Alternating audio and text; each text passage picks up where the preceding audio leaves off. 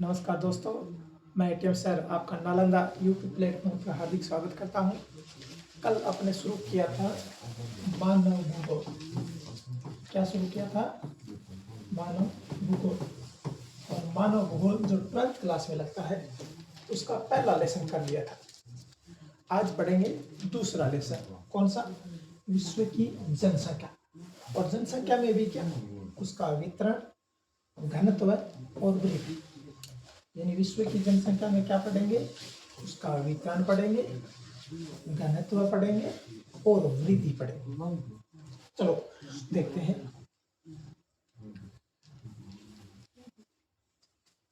सबसे पहले है वितरण। क्या है? वितरण यानी जनसंख्या का वितरण। पहले देखो, जनसंख्या का वितरण किसे कहते हैं? जनसंख्या का स्थानिक फैलाव। कैसा फैलाव? स्थानिक फैलाव क्या कहलाता है? जनसंख्या का वितरण। यानी जिस स्थान पर लोगों की संख्या रह रही है वो क्या कहलाएगा? जनसंख्या का वितरण। यानी जनसंख्या स्थानिक फैलाव, अलग अलग स्थानों पर अलग अलग लोग रहेंगे, वो क्या कहलाएगा? स्थानिक फैलाव ही जनसंख्या का वितरण कहलाएगा। तो जनसंख्या के वितरण से संबंधित कुछ बातें हैं, जैसे कि विश्व की जनसंख्या की बात करें तो वो 90% जनसंख्या है। विश्व की जनसंख्या 90% जनसंख्या है। वो कितने भूभाग पर रहती है? और 10% भूभाग पर।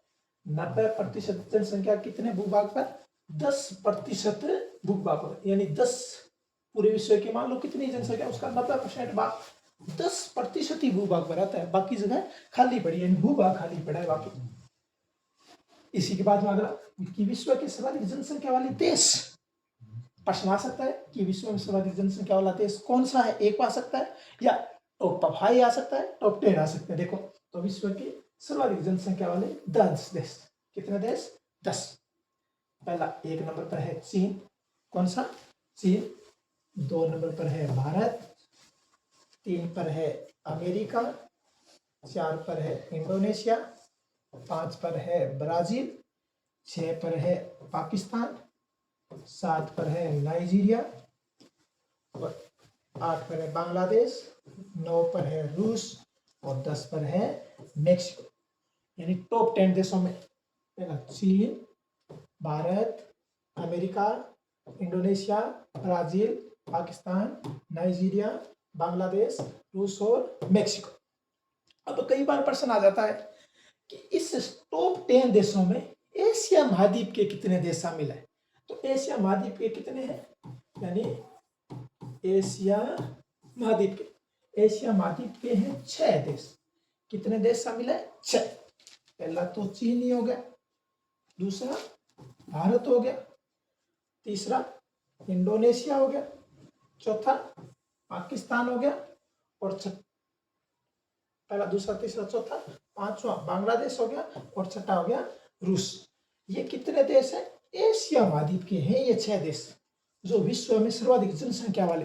अब कई बार प्रश्न आ जाए कि कौन से महाद्वीप में सर्वाधिक जनसंख्या रहती है? अब एशिया के टॉप 10 में 6 देश है, तो इसका मतलब एशिया महाद्वीप में ही क्या है? सर्वाधिक जनसंख्या वाला महाद्वीप है एशिया। बात समझ में आ गई?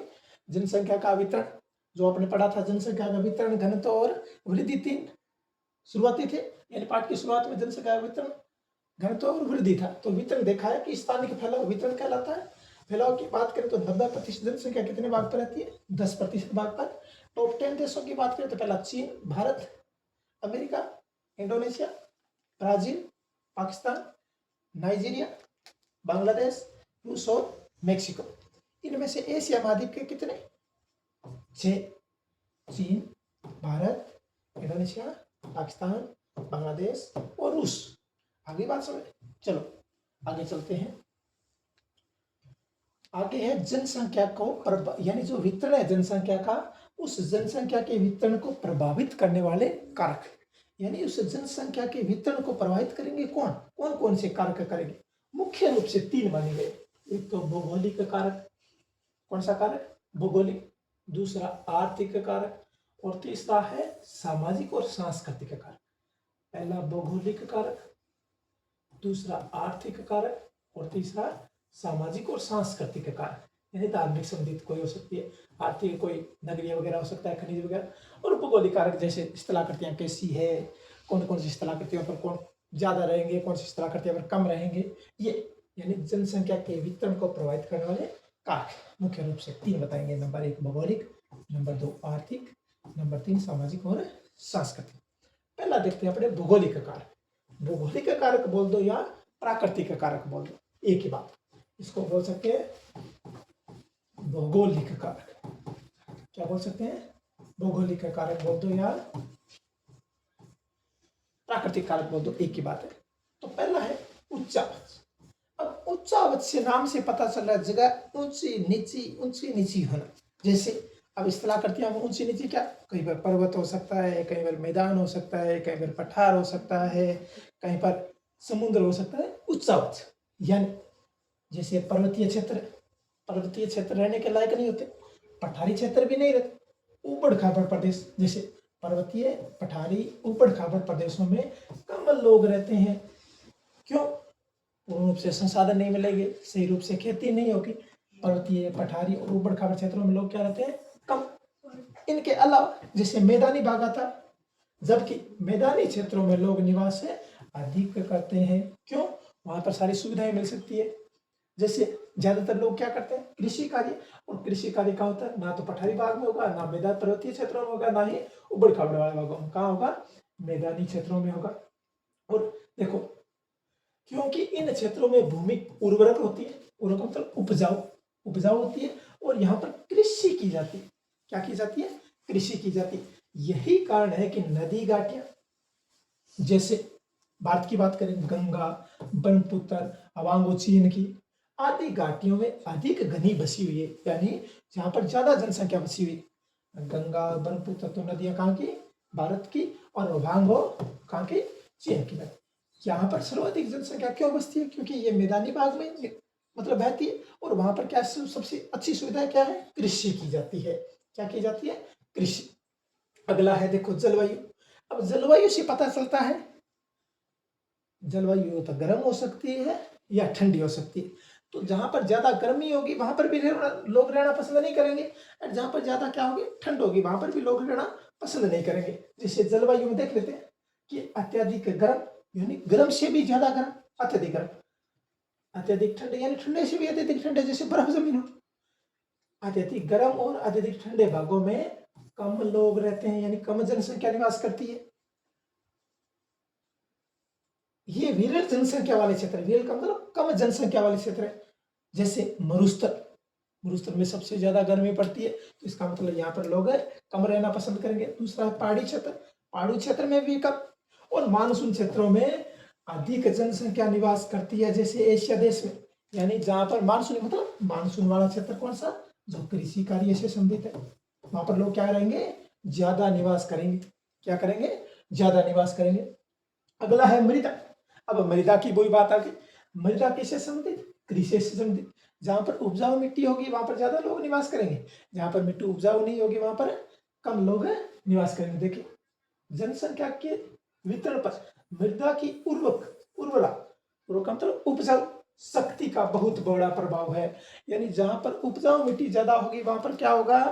ज्यादा लोग निवास करेंगे। जहां उपजाऊ मिट्टी नहीं होगी वहां पर कम लोग निवास करेंगे। अपन पढ़ क्या रहे? जनसंख्या वितरण को प्रभावित करने वाले कारक। पहला पढ़ा था उच्चावच भौगोलिक कारक, दूसरा पढ़ा था जलवायु, तीसरा पढ़ रहे हैं मृदा, यानी उर्वरक शक्ति बहुत अधिक प्रभावित करती है। जैसे उपजाऊ मिट्टी वाले क्षेत्रों में खाद्यान्न तथा अन्य फसलें अधिक पैदा की जाती है, तथा प्रति हेक्टेयर होती है, जिसे अपने बीघा बोलते हैं, उसी प्रकार से एक नापने की इकाई होती है, जमीन को मापने की इकाई। हाँ, 4 या 6 बीघा होती है, उसको एक हेक्टेयर कहा जाता है। उपज पर अधिक होती है, इसलिए नदी घाटी उपजाऊ मिट्टी पर अधिक लोग या घने बसे हुए क्षेत्र होते हैं। यानी जहां पर क्या होगी? उपजाऊ मिट्टी होगी। मिट्टी कैसी होगी? उपजाऊ। वहां पर लोग क्या रहेंगे? ज्यादा बसे होंगे, जनसंख्या ज्यादा। अगला है जल की उपलब्धता। क्या है? जल की उपलब्धता। ये भी पता चल रहा है कि यानी जहां पर जल की उपलब्धता होगी वहां पर तो क्या रहेंगे लोग ज्यादा, और जहां पर जल की कमी रहे वहां पर लोग रहेंगे कम। लोग उन क्षेत्रों में बसने की प्राथमिकता देंगे कहां पर? जहां जल आसानी से उपलब्ध होता हो, यानी जहां नदी के द्वारा या झीलों के द्वारा या किसी भी साधनों के द्वारा जल क्या हो, अधिकतम हो, वहां पर लोग ज्यादा रहेंगे। कि नदी घाटी और विश्व में सर्वाधिक सघन बसे हुए क्षेत्र, विश्व के सघन बसे हुए क्षेत्र की बात करें तो कौन से क्षेत्र है, नदी घाटियों, नदी घाटियों नदी के आसपास वाला क्षेत्र। अगला है वनस्पति। अब वनस्पति भी इसी प्रकार से थोड़ा सा, मैं इसको सही करता हूं लिखने के लिए, हाँ, वनस्पति। वनस्पति अधिक घने वनों के कारण भी जनसंख्या अधिक नहीं पाई जाती। यानी जैसे जंगली क्षेत्रों में, तो जंगली क्षेत्रों में लोग थोड़े रहेंगे, यानी घने, अधिक घने वनों में जनसंख्या क्या रहती है, कम पाई जाती है, यानी अधिक नहीं पाई जाती। लेकिन कोणधारी वनों की आर्थिक उपयोगिता अधिक है, यानी कई कई वन होती है उनकी आर्थिक उपयोगिता अधिक होने के कारण वहां पर कुछ लोग रह भी सकते हैं। यानी जैसे कोणधारी वन, शंकुधारी वन बोलते हैं, पहाड़ी क्षेत्रों में है, जो बर्फ पड़ती है तो वो नीचे गिर जाए, शंकुधारी ऐसी आकृति के शंकुधारी वन, इसलिए लोग उन्हें काटने के लिए वहां बसते हैं। यानी कुछ क्षेत्रों में जहां पर वन ज्यादा होते हैं, जिससे विशेष उपयोगी हो मानव के लिए, वहां पर लोग ज्यादा रहना पसंद करेंगे। यानी घनी वनस्पति क्षेत्र है, वहां पर लोग कम रहेंगे, क्या रहेंगे, कम, यानी अधिक नहीं रहेंगे। क्यों, वो जंगली क्षेत्र हो गया एक प्रकार से। अगला कारक है आर्थिक कारक। देखो, आर्थिक कारक, आर्थिक कारक अपने जनसंख्या के वितरण को प्रभावित करने वाले 3 कारक देखे थे। पहला कारक देखा था भौगोलिक कारक, दूसरा कारक देखा था आर्थिक, तीसरा सामाजिक। इनको विस्तार से देखने। आर्थिक कारक यानी नगरीकरण। आर्थिक कारक में पहला है नगरीकरण, यानी जहां नगरीय व्यवस्था ज्यादा हो, यानी सुख सुविधाएं ज्यादा हो। नगरीकरण का मतलब होता है सुख सुविधाएं, पानी की सुविधाएं या किसी भी प्रकार से सड़कों की सुविधाएं, परिवहन की सुविधाएं अपने ग्रामीण क्षेत्र से नगर में क्या होती है, ज्यादा। तो नगर में लोग क्या रहना पसंद करेंगे, ज्यादा रहना पसंद करेंगे। औद्योगिक क्षेत्र वेरी वेरी इंपॉर्टेंट, ये औद्योगिक क्षेत्र है जनसंख्या में। क्यों, कि औद्योगिक क्षेत्र क्या होता है, रोजगार उपलब्ध कराता है। क्या कराता है, रोजगार। और जहां पर रोजगार मिलेगा वहां पर लोग क्या रहेंगे, ज्यादा, क्या करेंगे, ज्यादा रहेंगे। यानी ये दोनों चीज क्या करेंगी, आकर्षित करती है जनसंख्या को, अपनी ओर खींचने का काम करती है। नगरीकरण और औद्योगिकरण। खनिज, आर्थिक कारक में दूसरा क्या है, खनिज, खनिज निक्षेप, यानी जहां पर ज्यादा खनिज पाए जाएंगे वहां पर भी लोग क्या रहेंगे, ज्यादा। यानी ये भी क्या करेगा, आकर्षित करेगा। जैसे प्रायद्वीपीय पठार भारत वाला देखें तो वहां पर लोग क्या रहते हैं, ज्यादा, यानी आर्थिक रूप से मजबूत बनाता है और वहां पर इसलिए लोग ज्यादा क्या करेंगे, ज्यादा रहना पसंद करेंगे। अगला कारक है धार्मिक और सांस्कृतिक कारक, जो अपना तीसरा देखा था, सामाजिक या सांस्कृतिक, धार्मिक बोल सकते हैं। तो धार्मिक कारकों में जैसे अब संस्कृति से संबंधित आता है, अपने कैसा खाते हैं, पीते हैं, रहते हैं, मतलब कपड़े कैसे पहनते हैं, वो सारा धार्मिक के रूप से एक धर्म का हो जाता है। जैसे तो कई बार क्या होता है, ग्रह युद्ध हो जाता है। ग्रह युद्ध में जैसे अशांति फैल गई किसी देश में धर्म के नाम पर, जाति के नाम पर, वो देखो कि धार्मिक कारणों के लोग अपने देश को छोड़ने के लिए मजबूर हो जाते हैं। क्या हो जाते हैं, मजबूर। दूसरे विश्व युद्ध के दौरान यहूदियों को यूरोप छोड़कर रेगिस्तान क्षेत्रों में जैसे इजराइल देश में बसना पड़ा था। यहूदी, यूरोप वाले, नेपोलियन, वो याद करो तो 9th क्लास में जो लगता है। यानी यहूदी कहां चले, यूरोप महाद्वीप को छोड़कर कहां चले गए थे, इजराइल यानी मरुस्थलीय क्षेत्रों में बसना पड़ा था। किसके कारण, अशांति के कारण। इसी प्रकार से जैसे दक्षिण अफ्रीका में रंग भेद की नीति के कारण भी जनसंख्या को प्रभावित किया था, यानी गोरे लोगों का रंग भेद नीति, इसके कारण भी जनसंख्या प्रभावित हुई थी। और राजनीति के कारण की बात करें तो किसी भी देश में गृह युद्ध हो जाए, क्या हो जाए, गृह युद्ध, देश के अंदर अशांति फैल जाए तो वो भी क्या करेगा, जनसंख्या को प्रभावित करेगा। और उदाहरण के लिए जैसे देखो फारस की खाड़ी में युद्ध युद्ध वगैरह हो रहे हैं तो वहां पर भी जनसंख्या, जैसे श्रीलंका में जातीय संघर्ष हुआ था, सीएनली और जो सीएनली बहुल्य क्षेत्र था वहां पर भी क्या हुआ था, जातीय संघर्ष हुआ था, जिसके कारण भी लोगों को स्थान छोड़ना पड़ा था। यानी सीधा सा मतलब है जनसंख्या का प्रभावित होती है इन चीजें। पहला कारक भौगोलिक कारक में देखा था आपने, आर्थिक कारक में नगरीकरण और खनिज, सांस्कृतिक में पहला देखें तो धार्मिक कारण और दूसरा राजनीतिक का कारण। आगे बात समझ में, चलो आगे चलते हैं। अगला है जनसंख्या घनत्व। अब अपने पाठ का नाम था जनसंख्या का वितरण वितरण तो आपने पढ़ लिया। अगला था जनसंख्या घनत्व। नाम क्या है? घनत्व। यानी प्रति इकाई क्षेत्र में रहने वाले लोगों की संख्या क्या कहलाएगी? जनसंख्या का घनत्व। प्रति इकाई क्षेत्र, जैसे प्रति वर्ग इकाई बोल सकते हैं, यानी प्रति वर्ग इकाई क्षेत्र में, जैसे ये थोड़ा सा सेवा दो, ये देखो डब्बा है, ये भी 1 किलोमीटर, ये भी 1 किलोमीटर, एक बाई एक का डब्बा है, तो ये क्या हो गया? 1 वर्ग किलोमीटर क्षेत्रफल हो गया। क्या हो गया? 1 वर्ग किलोमीटर क्षेत्रफल। इसमें औसतन कितने लोग रहते हैं, वह क्या कहलाता है? जनसंख्या घनत्व। जैसे आपने देखते हैं, जैसे इस पास में एक डब्बा और बना दिया, यहाँ पर तो लोग इतने रहते हैं, यहाँ पर रहते इतना घना, तो लेकिन इसका क्या निकाला जाएगा? औसत निकाला जाएगा। यानी प्रति इकाई क्षेत्र में रहने वाले लोगों की संख्या क्या कहलाएगी? जनसंख्या घनत्व। और भारत की बात करें तो मापने की इकाई कौन सी है? किलोमीटर।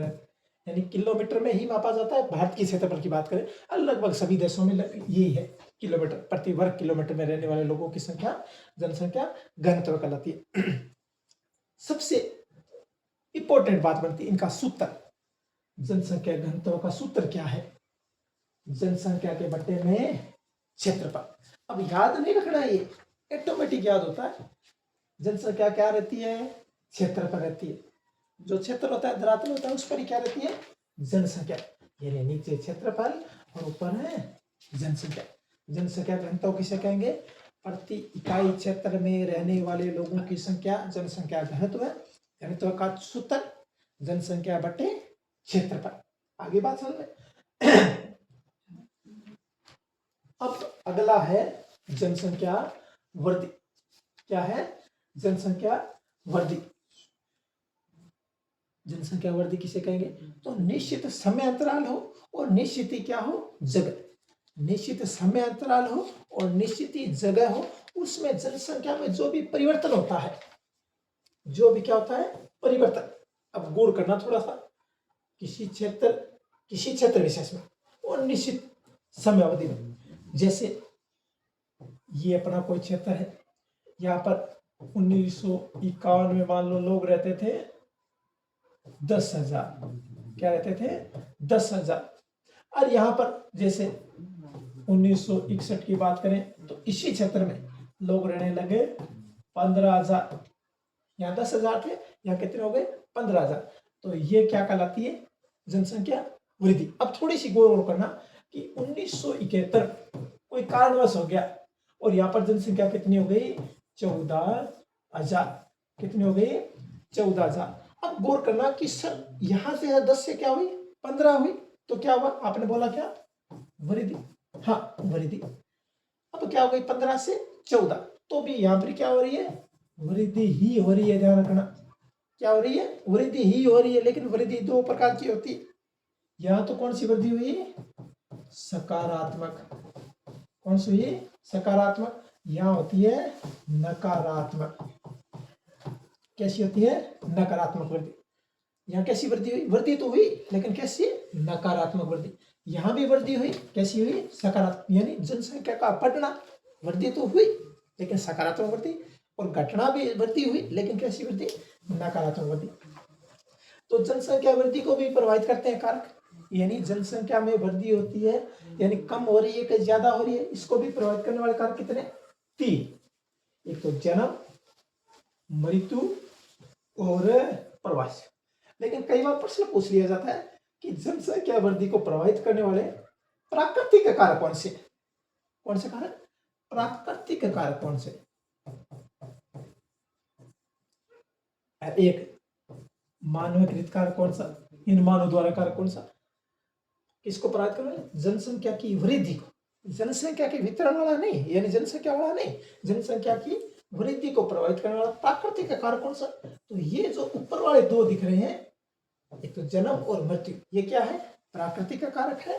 और मानव द्वारा क्या किया जाता है? प्रवास। ये मानव द्वारा निर्मित है, प्रवास। अब देखते हैं प्रवास क्या होता है। प्रवास का वैसे तो आपको पता है, किसी स्थान से आना और जाना क्या कहलाता है? प्रवास कहलाता है। यानी हाँ, पहले जन्म दर मृत्यु दर के बारे में है। प्रवास यानी थोड़ा देख लेते हैं। जन्म दर प्रति 1000 स्त्रियों द्वारा जन्म दिए गए बच्चों की जीवित संख्या, यानी प्रति 1000 स्त्रियां कितने बच्चों को जन्म देगी? 1000 बच्चों को जन्म देगी, लेकिन उसमें जीवित बचने वाले बच्चों की संख्या क्या कहलाएगी? जन्म दर कहलाएगी। क्या कहलाएगी? जन्म दर। यानी प्रति 1000 स्त्रियों द्वारा जन्म दिए गए जीवित बच्चों की संख्या, जीवित बच्चों की संख्या क्या कहलाएगी? जन्म दर। क्या कहलाएगी? जन्म दर। इसी प्रकार से मृत्यु, ये भी प्रति 1000 जनसंख्या के पीछे कितने? प्रति 1000, ये भी प्रति 1000, प्रति 1000 जनसंख्या के पीछे मृतकों की संख्या, यानी मरने वाले लोगों की संख्या क्या कहलाएगी? मृत्यु दर। गौर कर लेना, दोनों चीज है। प्रति 1000 यानी जन्म दर प्रति 1000 स्त्रियों द्वारा जीवित, जो जीवित बच्चे होंगे वो क्या कहलाएगा? जन्म दर। और प्रति 1000 पुरुषों यानी जनसंख्या के पीछे मरने वाले लोगों की संख्या क्या कहलाएगी? मृत्यु दर। अगला है प्रवास। अपने पढ़ क्या रहे हैं? जनसंख्या वृद्धि, जनसंख्या वृद्धि को प्रभावित करने वाले कारक कितने थे? जन्म, मृत्यु और प्रवास। जन्म और मृत्यु तो क्या था? प्राकृतिक, और ये था मानव के द्वारा। अब देखो प्रवास क्या है? लोगों का एक स्थान से दूसरे स्थान पर, एक स्थान से दूसरे स्थान पर गमन करना, आना या जाना क्या कहलाता है? प्रवास। एक स्थान से दूसरे स्थान पर आ रहे हैं, जा रहे हैं, वो क्या कहलाता है? प्रवास कहलाता है। इसमें दो शब्दावली आती है। क्या आती है? दो शब्दावली आती है। एक तो आप्रवास और एक आता है उत्प्रवास। आप्रवास, आ का मतलब आना, किसी स्थान पर आना क्या कहलाता है? आप्रवास। किसी स्थान पर आना, आ से नाम पता चला, आ से आना। आप्रवास। उत्प्रवास उल्टा हो जाएगा, किसी स्थान से जाना, यानी स्थान से चले जाना। जैसे मैं किसी जगह पर आया हूं, उस जगह के लिए तो क्या हो गया? यानी जहां पर पहुंचा हूं वो तो हो गया आप्रवास, और जिस जगह से आया हूं वो हो गया उत्प्रवास। आगे बात समझ। जनसंख्या के प्रभावित करने वाले कारक कितने? 3। जन्म, मृत्यु और प्रवास। जन्म दर की बात करें तो प्रति 1000 स्त्रियों द्वारा जन्म दिए गए जीवित बच्चों की संख्या, क्या? जीवित बच्चों की संख्या जन्म दर कहलाती है। मृत्यु दर की बात करें तो प्रति 1000 जनसंख्या के पीछे मरने वाले मृतकों की संख्या मृत्यु दर कहलाती है। प्रवास, एक स्थान से दूसरे स्थान पर क्या करना? गमन करना। प्रवास कितने प्रकार का? 2 प्रकार का, आप्रवास, उत्प्रवास। कोई चीज अपने को आकर्षित करती है तो वो तो आकर्षक का कारक हो गए आप्रवास में, यानी जहां पर अपने जा रहे कोई आकर्षित करे। एक होता है प्रतिकर्षक का कारक, यानी जो चीज अपने को अच्छी नहीं लगती उस जगह को अपन क्या करते हैं? छोड़ के चले जाते हैं, वो होता है प्रतिकर्षक का कारक।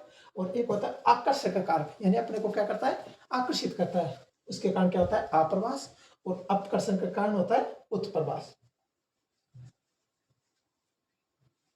अब लास्ट टॉपिक बचता है अपना, कौन सा? जानकी संक्रमण सिद्धा। क्या बचता है? जानकी की है संक्रमण सिद्धांत। थोड़ा सा गौर से समझना इसको। जानकी की है संक्रमण सिद्धांत। प्रश्न आ सकता है बड़ा, क्या आ सकता है? बड़ा प्रश्न। थोड़ा सा मतलब 2-3 नंबर का प्रश्न बन सकता है, 3 नंबर का, 4 नंबर का प्रश्न भी बन सकता है। इसकी अवस्थाएं बताई गई है 3। अब इस चित्र की तरफ थोड़ा सा गौर करना। एक चित्र दे रखा है, इसमें ये 2 रेखाएं सीधे रखी है, जैसे ये एक तो ये रेखा हो गई, ठीक है, और एक मैं दूसरे कलर से बनाता हूं, ये रेखा।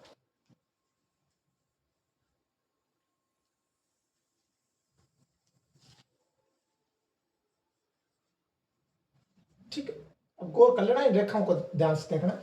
ये रेखा ही अपने काम करेगी। ये जो ऊपर वाली रेखा है ये कहलाती है जन्म दर की रेखा है। किसकी रेखा है? जन्म दर की। और नीचे वाली किसकी है? मृत्यु दर की। ऊपर वाली रेखा किसकी? जन्म दर बता रही है, ये जन्म दर, और ये बता रही है मृत्यु दर। यानी कोई भी देश या किसी भी जगह की बात करें तो इन 3 अवस्थाओं से गुजरे ही गुजरेगा। और इससे अपने को क्या है, भविष्य में क्या होगा इनसे थोड़ा सा अंदाजा लगा सकते। तब ये सिद्धांत दिया गया था कि आगे आने वाले समय में क्या हो सकता है। कैसे? जैसे देखो, जैसे कोई देश अशिक्षित होता है, अशिक्षित होता क्या है, ज्यादा ही जन्म दर होती है, ज्यादा ही क्या होती है, मृत्यु दर। और जैसे जैसे वो शिक्षित होता जाता है, लास्ट स्टेज में क्या आती है, जनसंख्या में जन्म दर भी कम आ जाता है और मृत्यु दर भी कम आ जाता है। क्यों?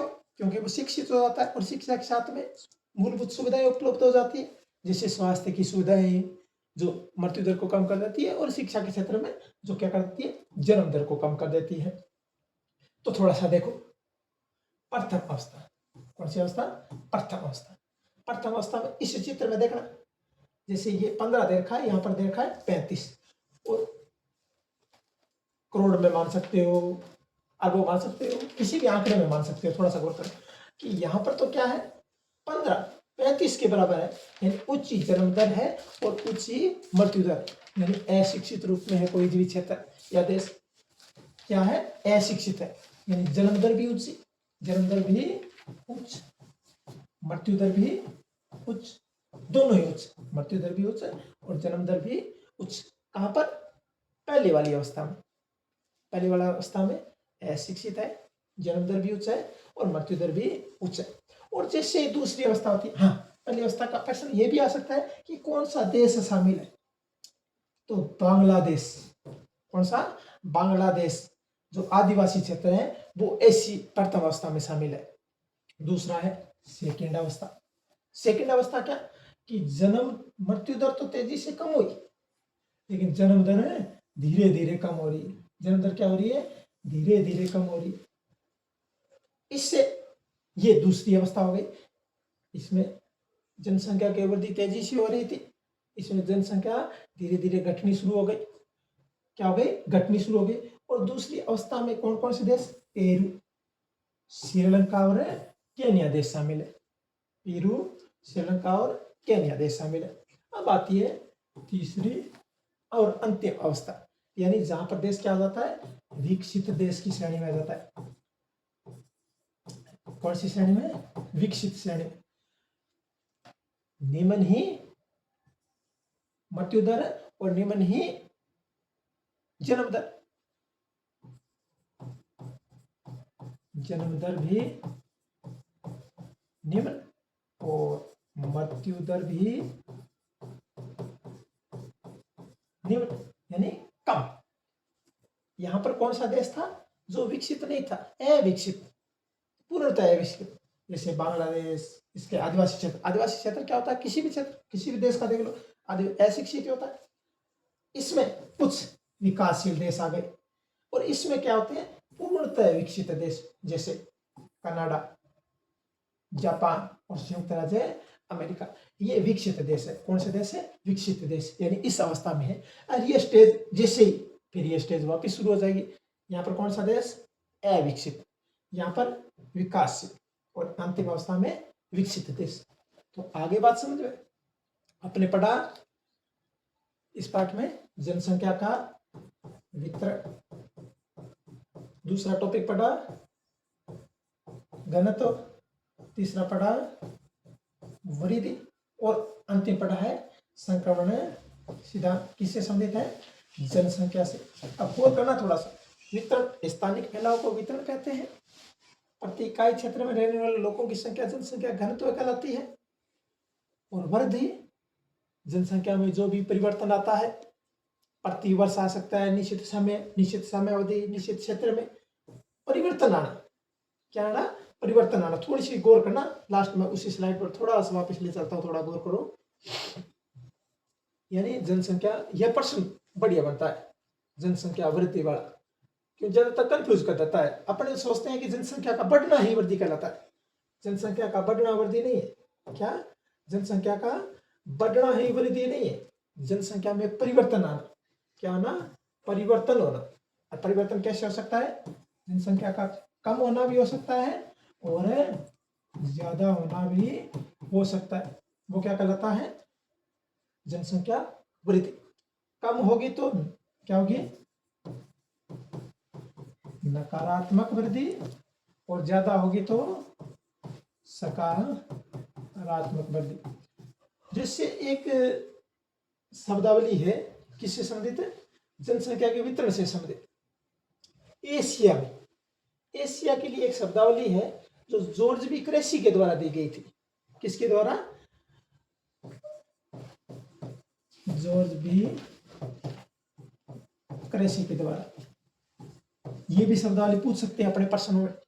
जॉर्ज बी क्रेसी के द्वारा एशिया महाद्वीप से संबंधित, कौन से महाद्वीप से संबंधित? एशिया महाद्वीप से संबंधित एक शब्दावली दी गई थी, यानी एक परिभाषा के रूप में। यानी एशिया के कम क्षेत्र पर, कम क्षेत्र पर क्या रहते हैं? ज्यादा लोग। क्या रहते हैं? कम क्षेत्र पर ज्यादा लोग, और ज्यादा क्षेत्र पर कम लोग रहते हैं। ये प्रश्न पूछ सकते हैं, ये अपनी किताब में दे रखा है शुरुआत में ही। यानी यहाँ पर जो बात है ना, ये इस बात की लागू होती है यहाँ पर। यानी 90% जनसंख्या कहाँ रहती है? 10% भूभाग पर, यानी कम क्षेत्र पर क्या रह रहे हैं? ज्यादा लोग। ये बात किसने कही थी? जॉर्ज बी क्रेसी ने कही थी। विश्व से संबंधित नहीं कही थी, ध्यान रखना। किस महाद्वीप से संबंधित है? एशिया महाद्वीप से संबंधित कही थी। यानी कम क्षेत्र पर ज्यादा लोग रहते हैं और ज्यादा क्षेत्र पर कम लोग रहते हैं। और कल मिलते हैं अगले पाठ के साथ।